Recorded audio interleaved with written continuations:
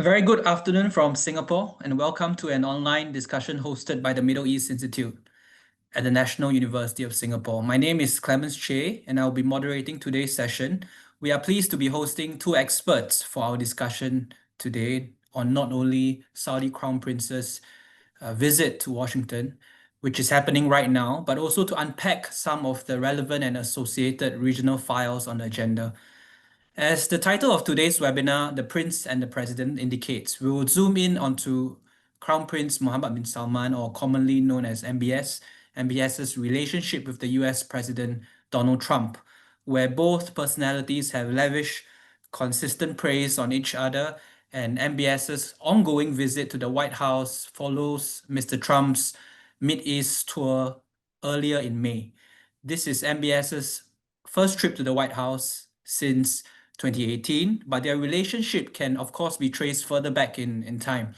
We have plenty to dissect, particularly now that both leaders are fresh off their Oval Office appearance, also having taken some questions from the press. So now let me introduce our guest speakers for today. Joining us is Dr. Aziz Al-Khashian, a lecturer at the Naif Arab University for Security Sciences. His research interests include Saudi-Israeli relations and more broadly, Gulf-Israeli relations. Previously, Dr. Al-Khashian also served as director of ORF Middle East. He obtained his PhD from the University of Essex, focusing on Saudi foreign policy towards Israel. At the same university, he also taught courses related to the Middle East, international relations, and political theory. He holds non-residential affiliations with Gulf International Forum, the Arab Gulf States Institute, and CARPO. Dr. Al-Khashian is a frequent commentator on various global media outlets such as the New York Times and France 24. So welcome, Dr. Al-Khashian. Also joining us today is Mr. Umar Karim, an Associate Research Fellow at the King Faisal Center for Research and Islamic Studies. His academic interests focus on Saudi foreign policy and politics, particularly on Riyadh's regional policy outlook and the broader geopolitics of the Middle East. Previously, he was a visiting researcher at the London-based Royal United Services Institute, RUSI. Mr. Karim is in the final stage of completing his PhD with the University of Birmingham. So welcome, Mr. Karim. Before we begin our discussion, allow me to highlight to our audience that you may key your burning questions into the Zoom Q&A function as and when you have one in your mind. And let us now kick off today's discussion with our guest speakers with a very simple and direct question on the Crown Prince's visit to the White House. Why now, and what are the priorities? So let me hand it over first to Dr. Aziz Al-Khashian to answer this first question. Well, first, I just want to say good morning from my end and good afternoon in your end, and maybe good evening to whoever's watching somewhere around the world. I really appreciate this invitation, and I'm really glad this is taking place now in a very timely meeting. Firstly, I want to say the timing is very interesting because it really says a lot. The reason being is I think it's a continuation, of course, from as you know, from the Trump visit in May. And in my opinion, I think this speaks to a sense of urgency that the Saudi ruling elite have. The previous meeting happened in the first Trump administration was 2017 in May, and then I think it was March 2018. This time, I think they sense that there are opportunities that the Saudi ruling elite really want to move fast on. They want to get as much as they can very early on, as early as they can in the Trump administration, to consolidate some of the tangibles that they could get in the Trump administration that they probably wouldn't get in other administrations. Either, of course, the previous one, the Biden administration, or potentially a post-Trump administration. And the reason being is I think they have become attuned to the complications of the political calendars in the United States. So they want to move as fast as possible. The second thing, the priority. in my opinion, I think the priority is three.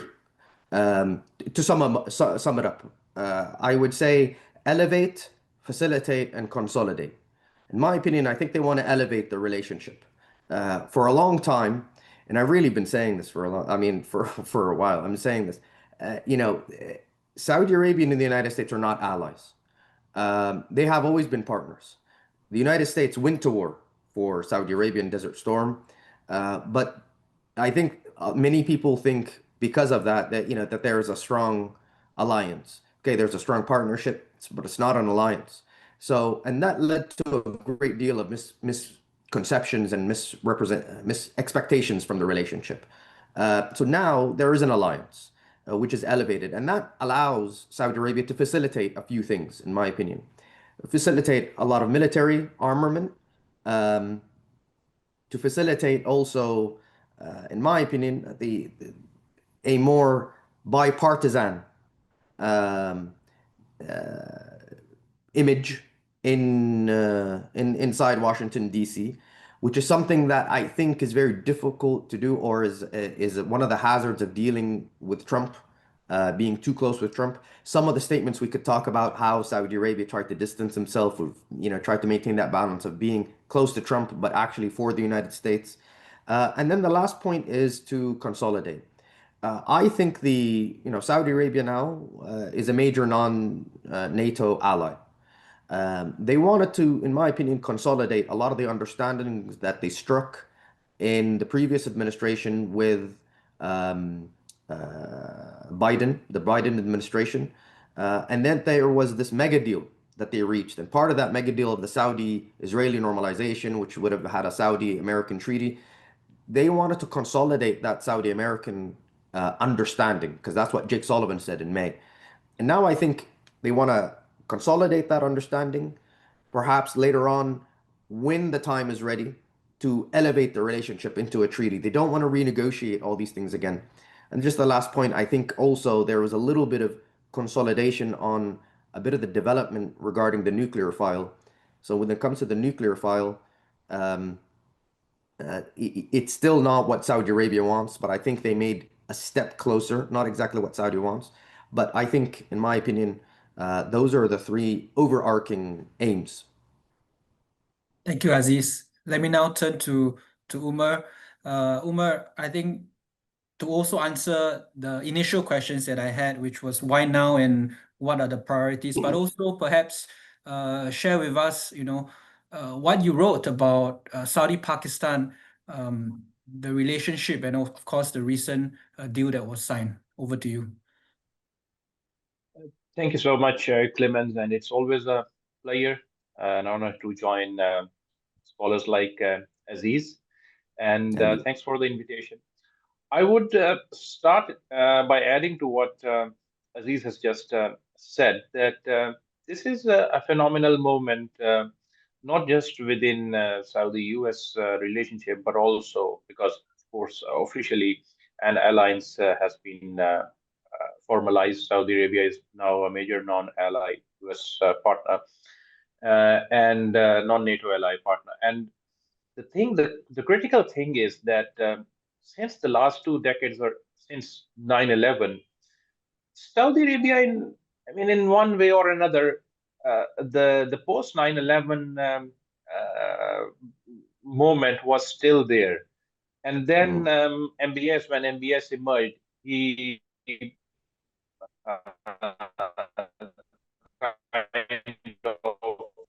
through his personal connections with to end that baggage. But then came the baggage of Khashoggi. I think what this today's trip essentially ascertains and quite kind of establishes is that the post 9/11 moment and then the post Khashoggi moment in the US-Saudi relationship is practically over. This is a completely new time frame within this relationship, and this is very very critical from a regional security perspective, from regional balance of power perspective, because this is happening at the time when Iran is weakened due to the developments. Of course, its war with Israel, but also the broader developments within the regime, the decimation of Hezbollah and Hamas to a degree. And I think that the fall of Saddam Hussein considers that all the cards are in the right place regionally. The only, I think, odd one out right now had been actually something which the Saudis not thought it would be like this is Israel. And in order to square that whole situation, I think what they did first, they had this mutual strategic defense agreement with Pakistan, where the Saudis emphasized that there is mentioning of both conventional and non-conventional Pakistani defense capabilities. And then now, after getting that done, now Saudi Arabian leadership moves towards the US. They understand that the US has, under Trump administration, and even it's kind of a continuation of the Biden administration, they are projecting kind of a world order where the Saudis can become partners in specific domains like tech, like AI, etc.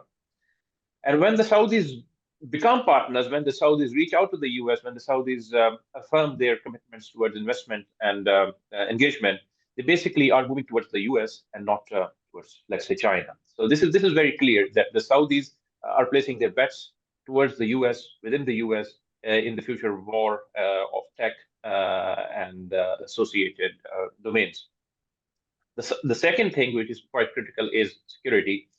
That the Saudis are quite clearly, they were telling the US that once you give us the sort of defense capabilities we want, we have no intention to look for anywhere else.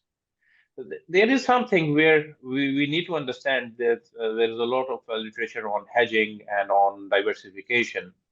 But the way the Saudi security infrastructure has exists, U.S. remains indispensable for Saudi security, and I think that what just materialized within Washington, it reaffirms that framework. And I guess that the Saudis now, from on the U.S. side, they have secured a partnership which is rooted in personal relationship with President Donald Trump and his son-in-law Jared Kushner and the whole administration. But I think that the manner in which they have essentially instrumentalized these big-ticket investments, this is something which will go on even after the Trump administration. And I think that these big-ticket investments, I think they will take a decade or so to mature. And similarly, the Saudis understand that the F-35 jets and other defense systems, they would take quite a number of years for the eventual delivery. I think that this was kind of a situation where the Saudis wanted to secure the American end, specifically in the backdrop of the rise of Israel within the region, because the Saudis in the pre-7 October moment, they thought like, okay, Yeah, I think that's it. But let me continue this conversation with Aziz while we wait for Sure. Umar to come back in. And I want to pick up on two points. Umar, yes, we have him back, but let me pick up on 2 points that you covered earlier, because you were breaking up and then you were frozen.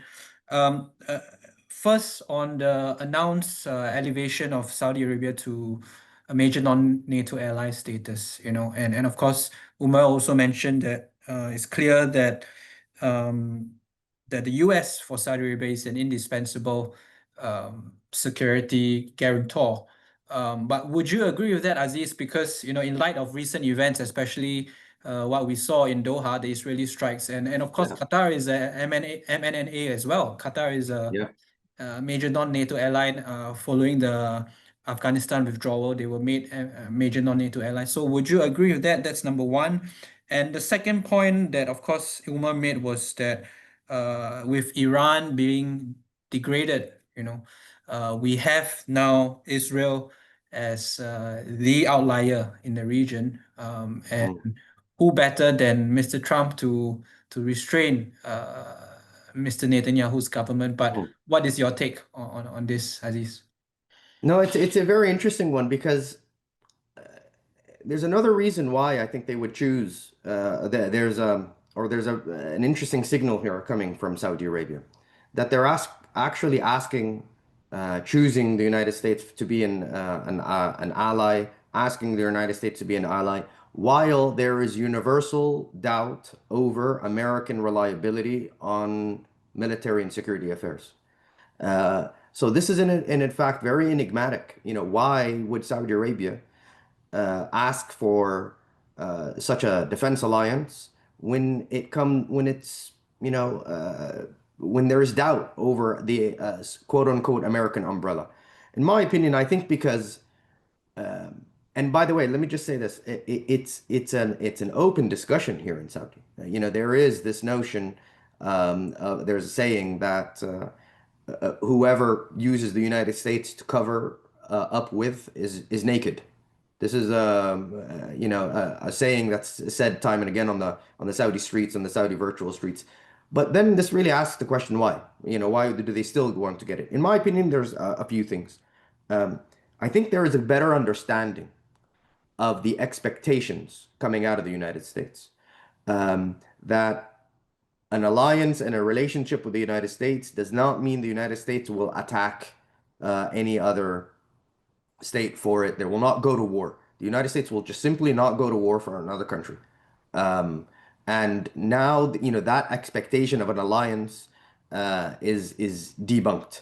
I think a lot of the times people look at an alliance and they think NATO, and they look at this military posture, and it's not that. I think it goes back to the second question, the second issue, which is what does it facilitate and what does it bring about? And it brings about all these military procurements that Saudi, I think, needs and wants to begin to construct. I think what Umar was saying, to help construct its own security architecture, and not necessarily export uh, uh, its security posture or its regional security.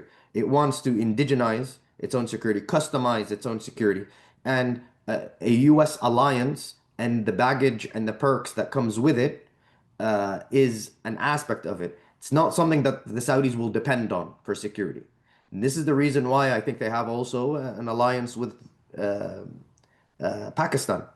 And so here they're trying to create some sort of a multi-layered form of alliances that enables a lot of perks that come with it, that also raises the costs of any kind of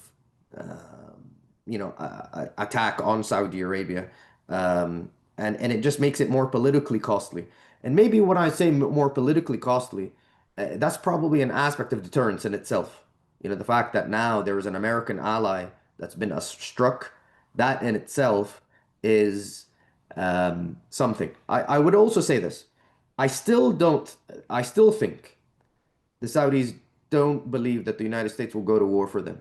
And I think they know this. Now, why would they do this? I think it also gives leverage over Saudi in indirectly. In my opinion, I think it does that because if a U.S. major non-NATO U.S. ally gets attacked, and then there's American reluctance, and then there is an American unreliability, a very lethargic response. This then helps Saudi do two things. I help Saudi increase its diversification of international strategy, and with others, in a legitimate manner, not in a part of the not at the cost of its relationship with the United States, but actually, and saying, listen, you guys didn't act, so therefore we will have to go elsewhere. The second thing is, I think it facilitates also other perks that may come up after a lack of a response. Just like what we've seen with Qatar. What we've seen with Qatar is the fact that here was a major non-NATO ally being struck, and then it received perks that comes with it. So it's sort of like an investment, and it's sort of, the Saudis seem to be playing a chess game and using this unreliability of the United States at times to actually gain other things with it later on that may come afterwards. So, in my opinion, I think the fact that the Saudis are positioning themselves in this multipolarizing world have, in fact, I think I agree with Umar that they have chosen the United States as their first choice, and suggests that this is a strategy they have. I call this the Saudis view the international order or the multipolarizing order as an asymmetric multipolar order. In other words, that they view the United States as their first choice, but it's not their only choice. Now they're well positioned to have a better position, a better negotiating strategy with both the United States and others. So it's what comes with this, notwithstanding the unreliability. And unreliability may serve Saudi interests in other aspects indirectly. Thank you, Aziz. Perhaps let's turn back to Umar. I think you were talking about Saudi Israeli prior to October 7 when you froze. Perhaps you want to continue on that point before we turn our focus to Israel per se. Yeah, over to you. Thank you, Clemens. Yes, I completely agree with these points and the broader discussion that Saudi's conception of security or their insecurities, they have changed, or that has changed over time, and particularly in the post October 7 regional environment. And because of that, they now have to reshuffle their own strategies and the traditional ones which were in place. And I guess that they understand that if you want to, so there is a lot of focus on deterrence now, and how to deter countries like Israel, like Iran, and also, if I may say, the Yemeni Houthi rebels. Mhm. So you need to create a multi-layered security framework. It's kind of like the air defense systems, the long range, short range, and the medium range. So there are different planks of securities being placed at different places in order to deter a possible security incident. And I think that in order to deter the current Israel the way it is, Saudi Arabia understands that its engagement, its relationship with the United States is extremely important. And not just, of course, in the security domain, but its overall relationship. And if I go a little bit further, the Saudi regional strategy, since the Saudis understand that there is an opportunity here with the demise and weakening of Iranian sphere of influence in the region, they need to take advantage of it. And this is why we see there's a lot of support for the new Syrian government in Damascus. There is a lot of also engagement with Lebanon. And I think that in the same way, there is this engagement happening with Pakistan, that we also have this kind of player which is at the margins of the region. And when needed, it can also play a bigger security role within the region. And all of these, if I may say, moves, in a manner, are now strengthening and establishing the Saudi leadership within the region, but are also geared in a manner to restrain and to contain Israel at one end, and also to develop a new sort of communication and engagement framework with Iran. And I guess that at least in the medium term, and I'm saying this as a person who believes that middle powers like Saudi Arabia they fundamentally understand and believe that this changing nature of the world order from a unipolar to a multipolar actually favors them because it gives them more autonomy. It increases their leverage as critical actors within the global framework. But on this, I think that it's a multifaceted policy. But the Saudis wanted to have United States clearly in their on their side, so that it may, as Aziz said, it may not necessarily deter such an engagement with Israel, but it raises the stakes for such a Mhm. future engagement development. Thanks, Umar. I think I'm glad you brought up Syria because Ahmed Ashara was just in DC just before the Crown Prince's visit. I wanted to ask Aziz, what are your thoughts, on Saudi Arabia alongside Turkey requesting for sanctions to be lifted on Syria, and also what are the prospects and outlook for Syria-Israeli security arrangement of some sort, I think, which was, I Yeah. believe, in discussion. Yeah, I think, well, firstly, when it comes to the whole Saudi-Turkish dynamic regarding Syria, in my opinion, I think it's not zero sum. I think Saudi Arabia and Turkey do find or do agree that, listen, they could cooperate in Syria, and it's in their interest to make sure that Syria is in a stage that fits both Saudi Arabia and Turkey, in my opinion. And this, while there may be a little divergence, I think they converge a lot more.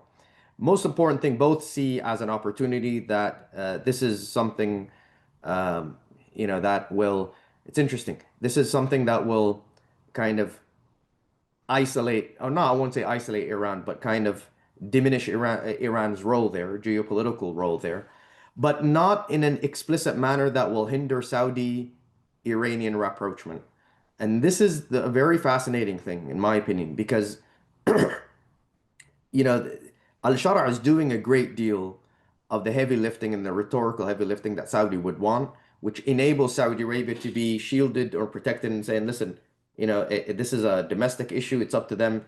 Let's Iran and I let's agree and let's try to rapproach, increase this rapprochement. So it's Al-Shara is a real balancing act, or he's helping Saudi really with this balancing act. In my opinion, I think with the removal of sanctions, it's clear. Saudi Arabia, I think, sees an opportunity inside Syria. They understand also that this is very necessary because Saudis and others in the Gulf and others in the region, they're also, financially, the financial burden is just very, very difficult to help rehabilitate Syria back into the Arab fold or a preferred geopolitical order. So the removal of sanctions, the legitimization of Shara', the normalization of the international community is interesting, and they're moving fast. The last point I would say about this also is that what we see in Syria, what we see the private sector role in Syria, the Saudi private sector, I would say, the Saudi private sector role in Egypt. And a few days ago, there was a statement that the Saudis are now reconsidering commercial ties again with Lebanon. In my opinion, I think we're starting to see a new role, a new geopolitical role of the Saudi private sector that probably we haven't seen before. It's very interesting. I think they're being, they're doing some heavy lifting, or they're doing some function. They're playing some regional geopolitical function to help stabilize this. So I think it's speaking to a new tool that Saudi has for regional diplomacy. And again, I think it's very befitting to the narrative of Saudi Arabia, which is, prosperity, security, um, uh, vision. Uh, Prosperity and security, economy and security, business and security. Now they're all just mumbled up together, quite frankly. And now this is the logic. You can't speak security without economy, and you can't speak business without security. And so now we're having a very infused rhetoric. And so I think that's why they're trying to move. So if they could get Al-Shara to rehabilitate, and by the way, as you know, it's incredibly difficult. Still challenges ahead. It'll be a strategic win for Saudi Arabia and others. Regarding Israel, I've never seen a country that wants something so bad yet does everything the opposite to get it. It wants to achieve it wants to achieve a deal with Syria. It wants to achieve a deal with the Syrians. It wants to achieve normalization with Saudi Arabia, but does and says all these things to go against it. And I think, this is now for the Israelis, it's become very, they are just complicators. I won't say the Israelis, it was just Netanyahu and his government have become complicators of security. And we've seen this also, it is very difficult. They see this opportunity to increase their buffer zone, obviously, as we all know, but agreeing. I mean, they reached a level that it made it very difficult for Al-Shara to speak with Israel while this is happening, because this gives the impression that he's going to be bullied into making some sort of deal. And this will hurt the already fragile process that's happening within Syria in itself. And so I think, again, a lot of people, if you ask many people that are acolytes of Netanyahu and his regime, that that they're a force of stability. I think many people will say they're a force of instability. They're complicators right now. Many people inside Israel will even say that about Netanyahu. So it's a very complicating process that we're seeing Israel play in Syria. Thanks, Aziz. Umar, do you have anything to add on this note? Yeah, I would just say that it seems that there is a basic clash of regional orders right now between Saudi Arabia and Israel. While the Saudis just thought that, okay, with the demise of Assad, we could have a regional framework where Syria can be integrated, and while Iran, of course, is weakened and it doesn't necessarily have those sort of veto powers. Perhaps Israel can reach out to an arrangement with the new Syrian government, and I think Turkey also wanted a similar thing. But it seems that Israel is more interested in weakening and fragmenting of Syria rather than establishing of a stable Syrian state. And this is something which the Saudis don't really want, because that will again, as we can say, open the can of worms, because this will create non-state armed actors. That will also help Iran to recreate and establish some of the actors which have been weakened right now, and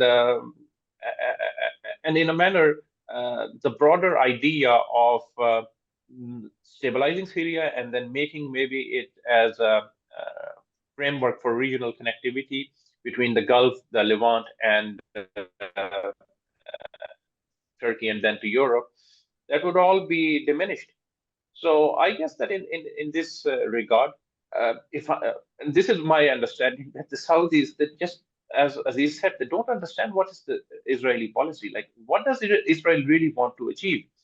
You want to weaken Iran, you got it. You wanted to like, okay, Assad is a plus again, because it was, of course, an ally of Iran. What else do you want now? So I guess that this is something where we will see that the Saudis will further assert their support for Al-Shara, and they will make sure that his government stays there, remains there, and is further stabilized. Thanks, Umar. I think now that we are on the topic of Israel, I think another associated subject comes to mind, which is normalization, the Abraham Accords. I think that is the big question, because the discussion pre-October 7 was that, any normalization would have some, it will be intertwined with a defense agreement with Saudi Arabia. But what we are seeing now seems to be, putting them in separate boxes as instead of putting them together in the same box. So how far are we, in seeing, normalization happening between Saudi Arabia and Israel, and of course, with the involvement of the United States? Perhaps Aziz, you want to take this first? Sure. I mean, I think the reality is that it's incredibly difficult to see this now. I mean, just like what Omar said, to carry on from what Omar said earlier, in order for Saudi Arabia to normalize relations, there needs to be some stars that need to be aligned. Some of these stars are not even in the same galaxy at the moment.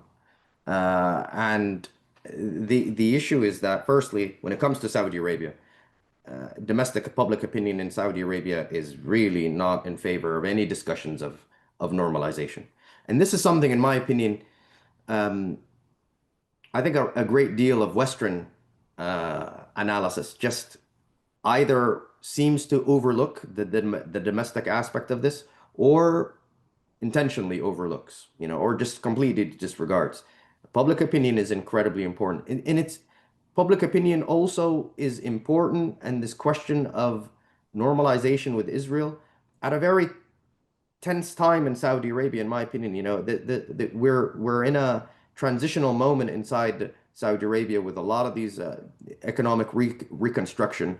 The fact that there is a bit of inflation. There are these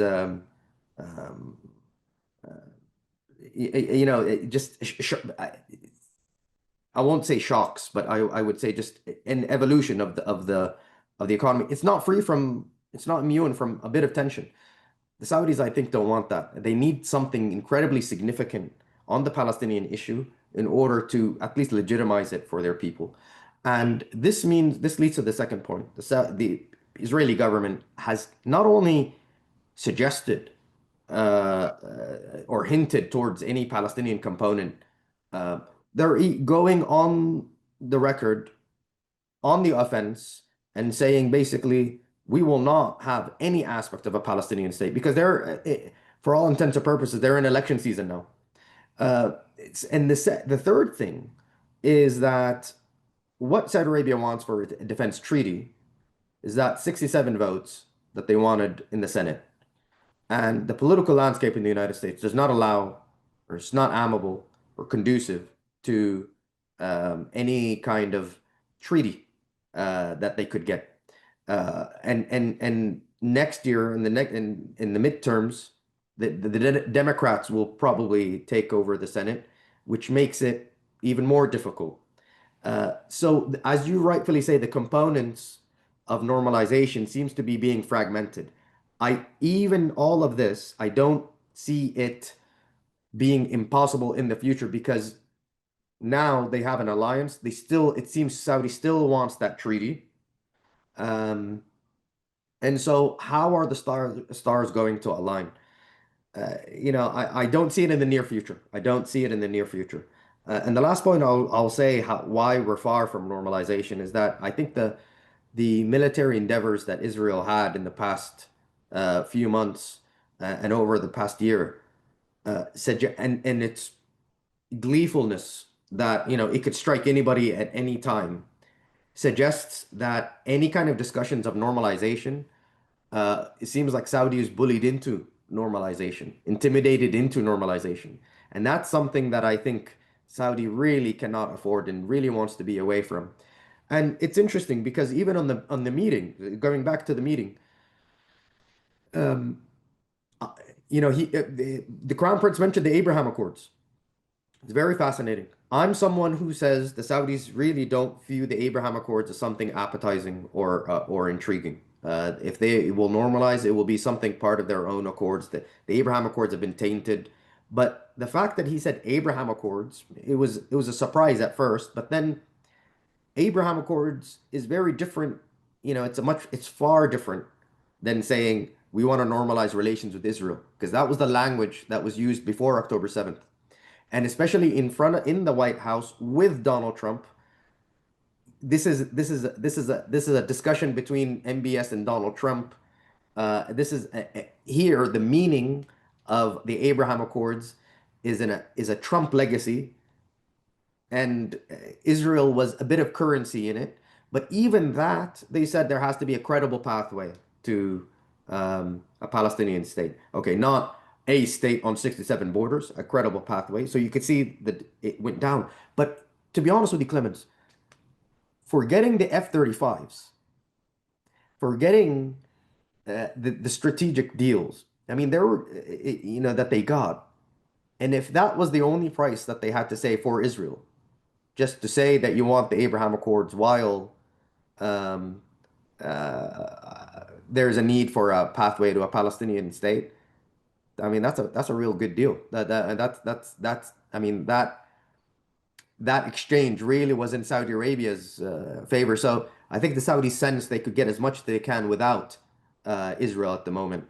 And if the stars align in the future, they will see what happens in order to elevate the relationship and the discussion of normalization. But I still think question of normalization is a matter of if, not when.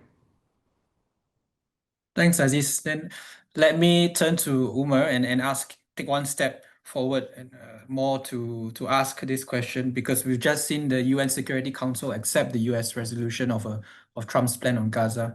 So, besides the question of normalization, and of course, like Aziz said, the Crown Prince said when answering the press yesterday that we need to secure a clear path to a two-state solution. Yeah. He said this yesterday. So how will Saudi Arabia be part of that, day after scenario?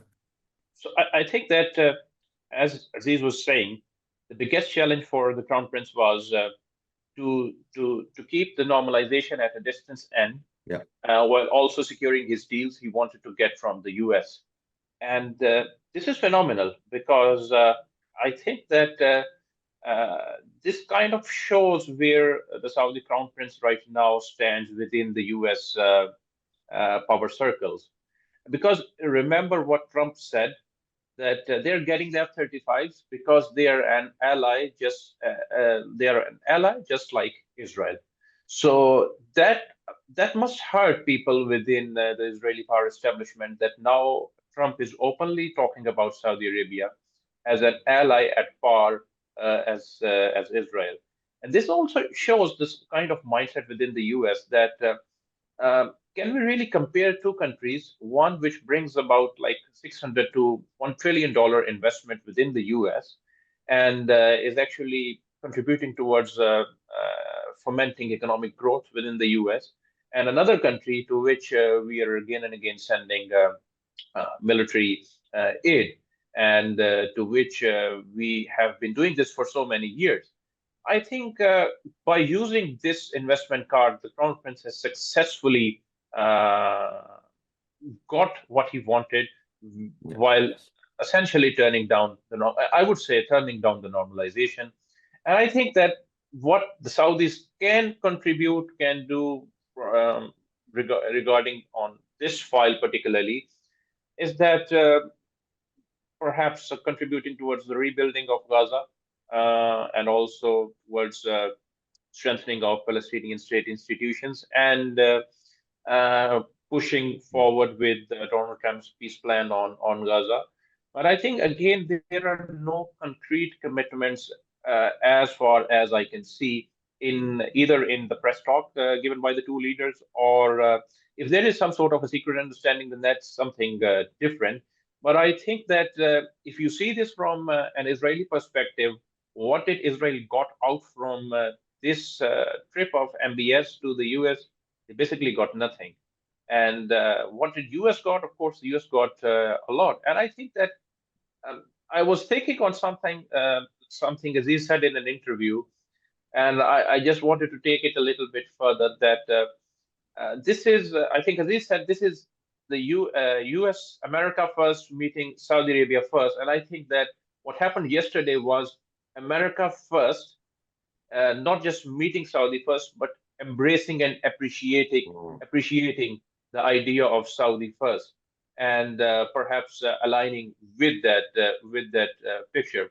From a Saudi perspective, the the the, the earlier this situation in Gaza is resolved, the better it is. But I understand that again there are many variables which are there at play, and I guess this is why the Saudi coordination with the countries like Turkey, with Qatar, is much more important to reach an arrangement with Hamas where it leaves the administration of the Strip, and the Palestinian Authority is re-entrenched, because the broader idea of a Palestinian state is also linked with the establishing strong and dependable Palestinian state institutions.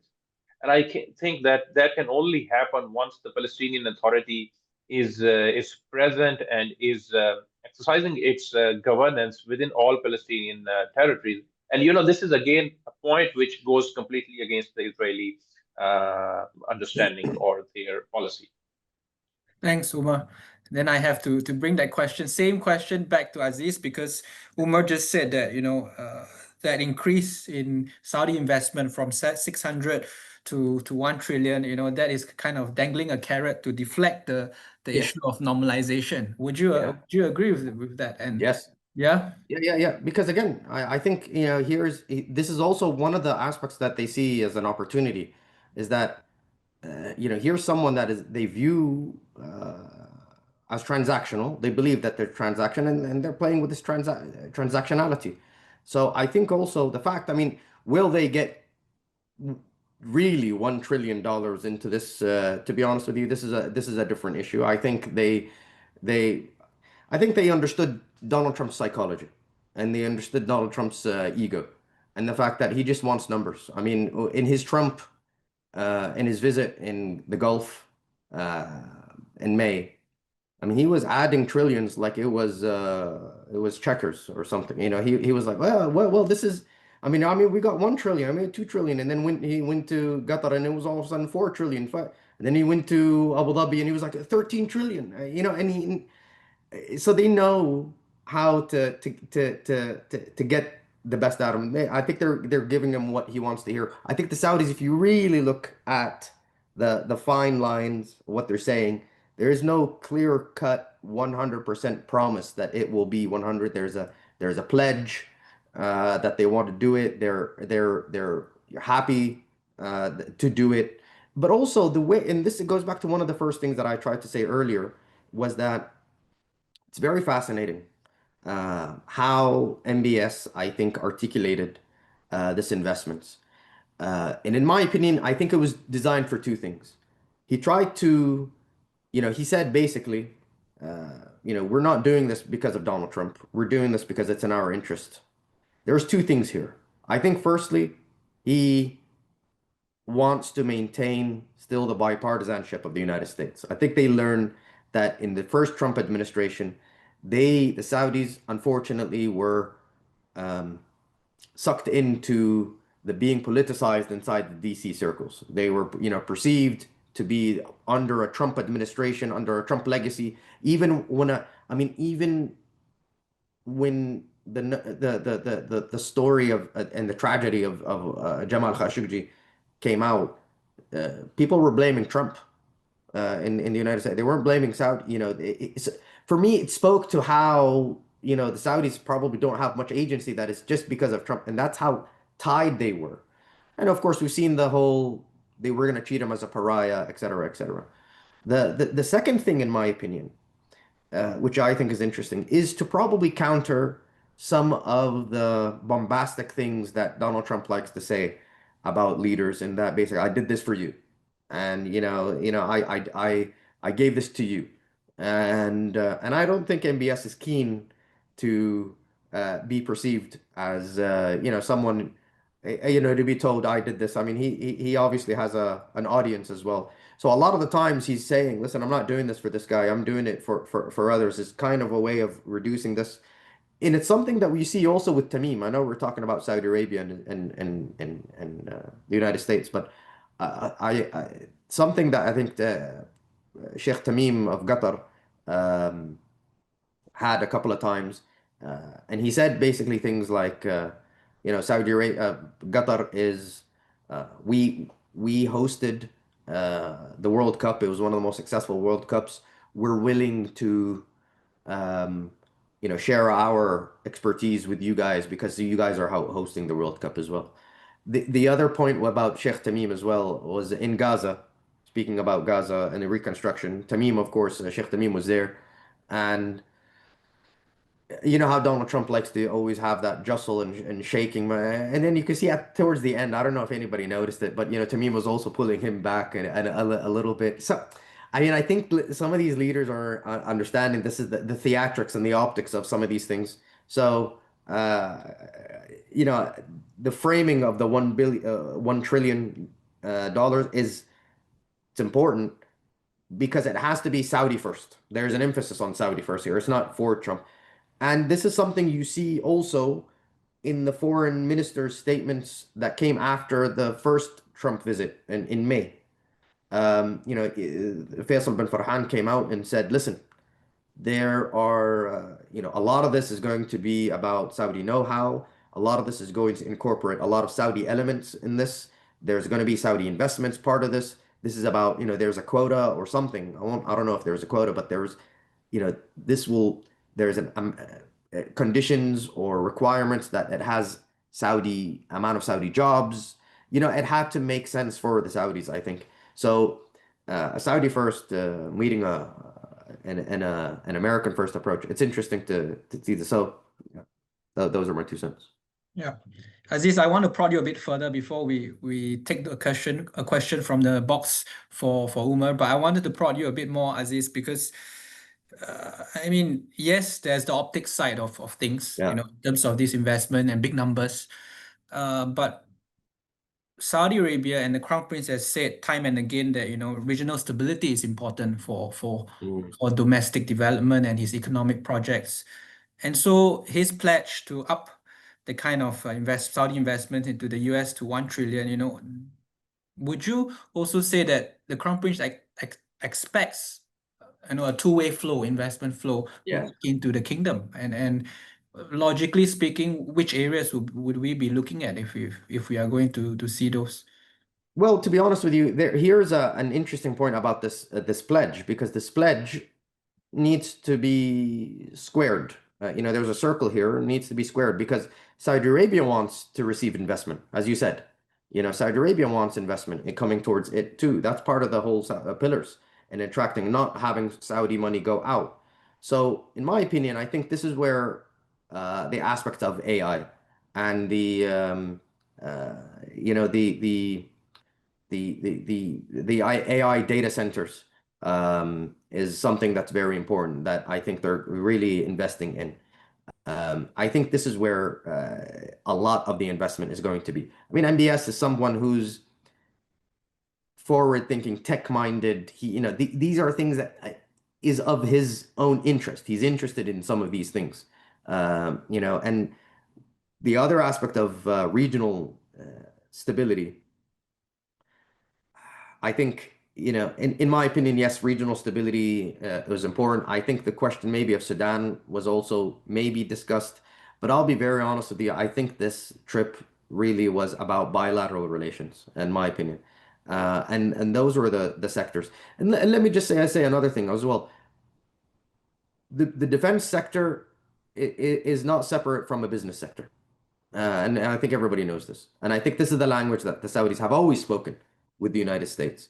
So these are the sectors. I think Saudi does have a challenge in that it has to really balance this kind of pledge of $1 trillion going into the United States with attracting investment from the United States. So they're going to try to find a win-win situation. And I think this is what we may have to keep our eye on.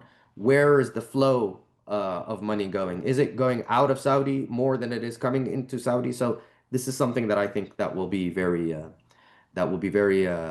important to keep our eye on. Thanks, Aziz. Umar, I wanted to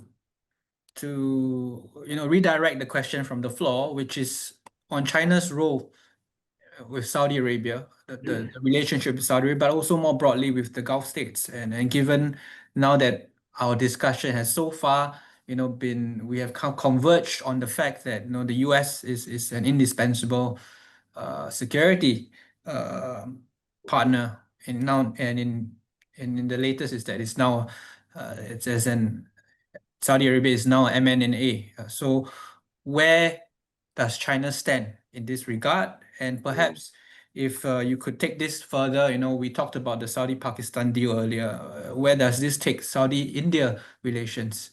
Thank you. So China, I think, is perhaps one of the biggest Saudi partners in the economic domain. So considering that, we can say that China is really important for Saudi economic security. I mean, if a country is one of your biggest petrochemical importers, and is also a country which is a huge economy, and which is also investing quite a bit and involved in quite a bit within Saudi Arabia. I mean, the Chinese involvement is now to a degree where I'm not sure if somebody has seen that there was this flooding in Hail, and there were some Chinese who got stuck there, and then they were pulled out by a Saudi. So there is a unique people-to-people engagement happening as well. And I think that China also, a lot of people say, is the superpower of the future. And if it is not that, still, it is a great power and an indispensable component of the global economy, and also an indispensable component for the success of Vision 2030. So I guess that in this regard, and also the Chinese, I mean, I read the question. The Chinese bring to the table something which the Americans won't, like leverage vis-a-vis Iran.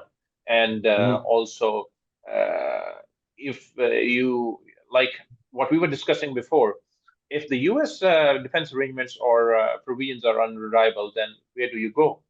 And from the Pakistani experience, we have seen that you go to China, and the Chinese, both provisions and quality were quite reliable. And I guess what we were discussing before, the Pakistan link, Pakistan can become like a door of entry of Chinese tech and weapon systems within the broader Saudi sphere. I mean, let's say within the ambit of this Saudi-Pakistan defense pact, there are Pakistani jets being deployed, or Pakistani strategic systems being deployed within Saudi Arabia. But they are Pakistani owned and not Pakistani made. So they're essentially Chinese. And this is something which would be interesting. And I guess that from a Saudi India point of view, the sort of, in crisis situations, in my understanding, the Saudi foreign policy becomes very swift. In crisis situations, the Saudis say, we need to get it done. And this is why the Pakistan Pact was done. And I kind of understand that when they were doing this pact, they absolutely understood what will be the impact of this pact on the relationship with India, and that impact will be negative. But the thing what they were doing, or what they were getting, was too bigger than the current nature of ties with India. I mean, this again, the pact is not against any third country, and also the relationship with China or other players is not necessarily directed against India. I mean, actually, the India-China economic relationship is very robust itself. So I guess that the Saudis, they would try to send this message to India that we are open to work, we should engage, and we should continue our ties. But in the security domain, perhaps we have picked our partner within this region. And if you're okay with this, this pact or this arrangement is not geared against you. But from an Indian perspective, anything which strengthens Pakistan one bit, I mean, I'm saying from the perspective of the current Indian government, that basically goes against India. So I think that this is why the Indians will be very cautious in approaching a security or strategic relationship with Saudi Arabia from now on, and perhaps would try to focus on other countries within the Gulf, particularly UAE or Oman. Thanks, Umar. Aziz, do you want to add anything on China's relationship with Saudi Arabia before we run off with one final question? No, I think when it comes to this issue, this is something that Saudi is going to have to balance. I think they have been balancing it. In my opinion, I think that China is very indispensable for Saudi Arabia, because I think, you know, we will not see Saudi moving away from China. I don't think so. I think Saudi will still be with China because, quite frankly, I think Saudi is going to be depending more on oil revenue than it is on foreign direct investment and others. I think the foreign direct investment in tourism and other non-oil revenue is not as much as I think the Saudis would have wanted. Now, this means really, you know, oil is going to be more important. Of course, oil at a particular price, as you all know. So I think the Saudis still view this as an incredibly strategic relationship. But also, in my opinion, when it comes to matters of defense, you know, it's not unexpected. I mean, I would say it's not a surprise that Saudi Arabia will work with the United States, especially in geopolitical matters, because even during the war, during the previous war, China was not really there. You know, China was not really in the forefront of a lot of these things, while the United States, with all its imperfections and its frustrations that people had, was there. So we're beginning to see the limitations of really China, which probably, in my estimation, one of the things that's making, I think, Saudi having a more accurate calculation for its security is understanding the limitations of all its strategic partners. I think maybe before there was this notion that they were thinking a lot about what they could offer. I think now the calculation is really what they don't offer or what they won't, what we can't expect from them. And we're going to work off that and we're going to build upon off that. So I think it's interesting to see that. The last point I would say just about maybe Saudi Arabia and Pakistan, if Umar allows me to talk about the Pakistan deal. I think it's also, this is something I may be thinking left field here, but it's not only a conduit for weapons with China. I think Saudi Arabia-Pakistan alliance maybe a conduit for some multilateral military exercises between Saudi Arabia, Pakistan, and Iran. Maybe. I anticipate maybe some sort of military cooperation, some sort of exercises, some sort of this, not on a bilateral thing, but on a multilateral. Why do I say this? I think because it's more befitting, in my opinion, or not befitting, it suits the approach that Saudi Arabia is having with Iran, which is basically a psychological approach of saying, listen, we're not against you. We're not against you. We're not against you. Khalid bin Salman, the defense minister of Saudi, went to Ayatollah, the supreme leader, Khamenei, there with a defense kind of contingency there. There was last year, if people recall, rumors that there were Saudi-Iranian naval exercises. That was denied by Saudi, but it was not openly, it was not loudly denied. It was not a denial that was kind of, you know, interesting if you look at the shades of denial. It was a very quiet denial. It's just interesting to see. Maybe we could see something like this. I don't know if we will, but it could be a conduit for military exercises of some sorts or some sort of cooperation. Thank you, Aziz. Let's run off with one final question, and I think on the note that Aziz mentioned about the limitations, Saudi Arabia wants to know and needs to know the limitation of its partners. What about the GCC? I mean, of course, the GCC did band together when when Israel struck Doha. But what are the capabilities of a GCC convergence on the security front? I think that's my question to both of you. Perhaps Umar, you can go first, and then Aziz will have the final word. I think that the GCC defense capabilities, they the issue had always been political trust. If the GCC countries really trust each other, they all, and this is why all of a majority of the GCC countries, they had these separate defense agreements with the United States, and they always have this the kind of reluctance to go into a defense partnership with Saudi Arabia, because they always had a kind of specific notion towards Saudi Arabia. And I think that this threat from the strikes from Israel on Qatar, they maybe they have finally jolted all these GCC states, jolted them enough that at the end of the day, we will have to live together and we will have to work together in the defense domain, and we need to bring together our defense capabilities. And this is why I guess the the formation of this joint.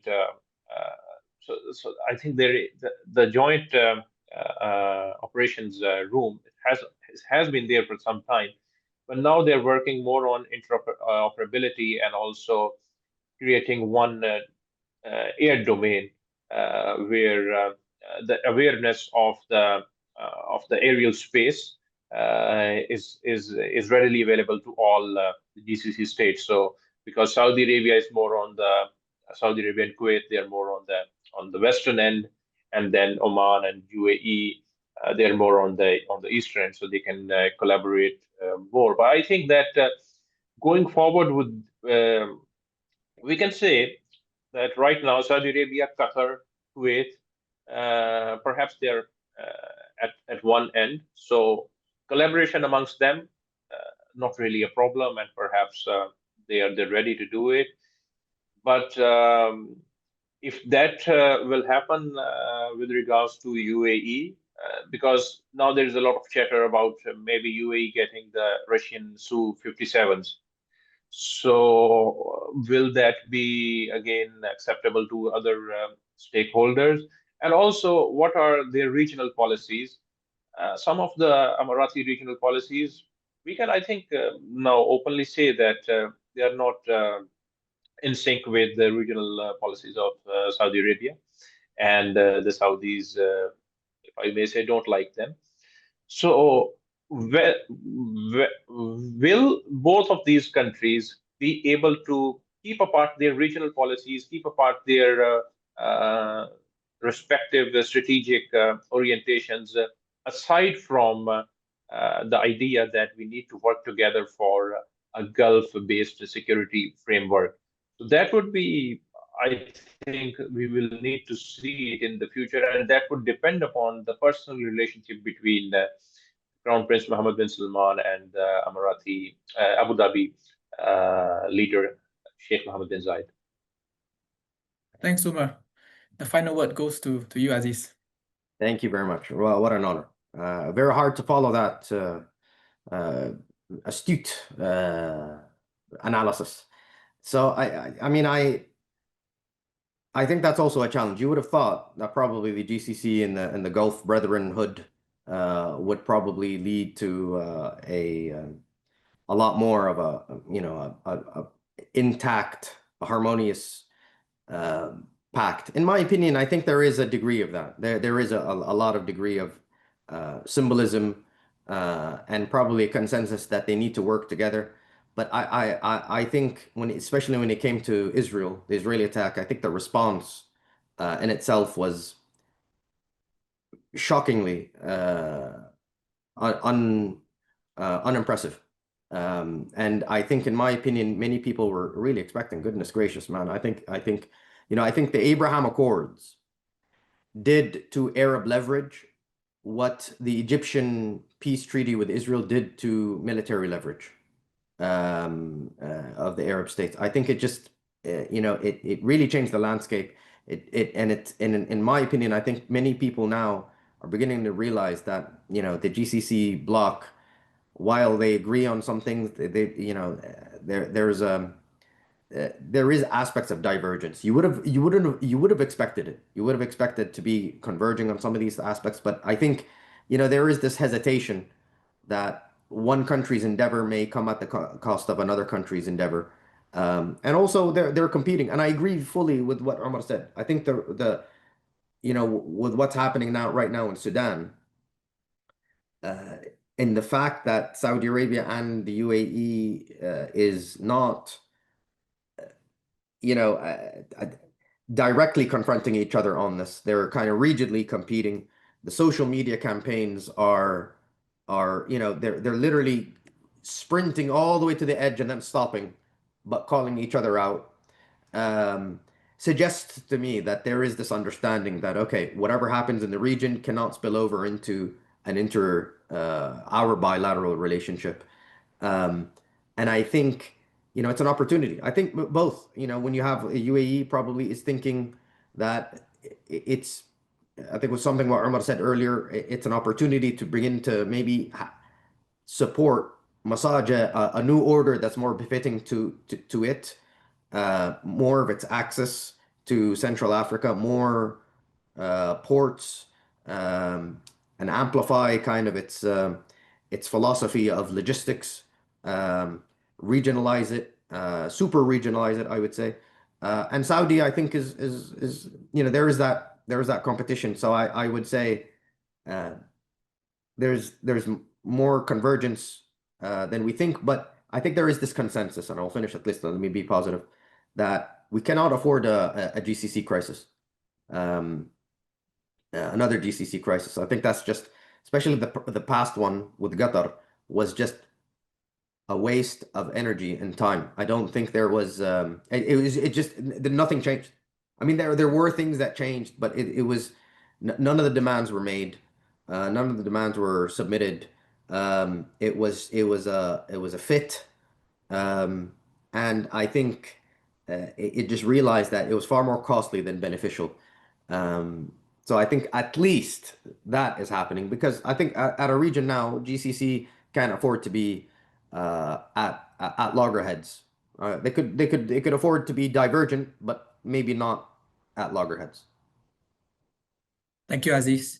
So we have come to the end of today's session, which I think was a conversation more than anything, and it was a good conversation on not just US-Saudi relations, but also on the limitations and the real-time developments in the Middle East as well, and of course, accordingly to the different partnerships that Saudi Arabia has all across the globe. So thank you. I want to sincerely thank our speakers today, Aziz Al-Kashan and Umar Karim, for joining us today and sharing their thoughts on the topic. Thank you both, and I hope to see you on another MEI event again. Thank you for hosting us. Thank you for the MEI team. Thank you so much. Thank you. See you. Ma See salam. you guys. Assalam.